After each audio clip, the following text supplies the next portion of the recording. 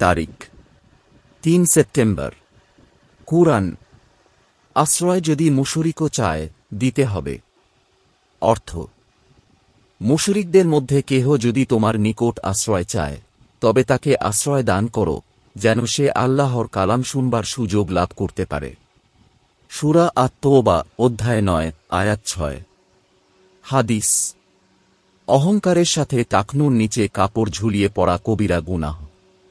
অর্থ: আব্দুল্লাহ ইবনে ওমর রাদিয়াল্লাহু তাআলা আনহু থেকে বর্ণিত, নবী সাল্লাল্লাহু আলাইহি ওয়াসাল্লাম বলেছেন, যে ব্যক্তি অহংকার বশত নিজের পোশাক ঝুলিয়ে চলবে, আল্লাহ তার প্রতি কিয়ামতের দিন দয়ার দৃষ্টি দিবেন না।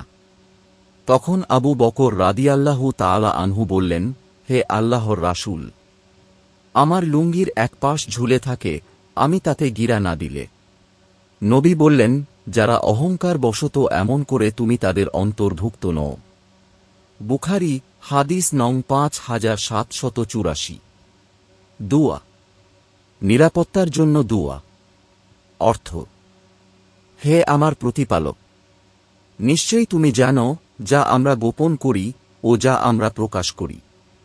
আকাশমণ্ডলীর ও পৃথিবীর কিছুই আল্লাহর নিকট গোপন থাকে না। সূরা ইব্রাহিম অধ্যায় 14 আয়াত 38।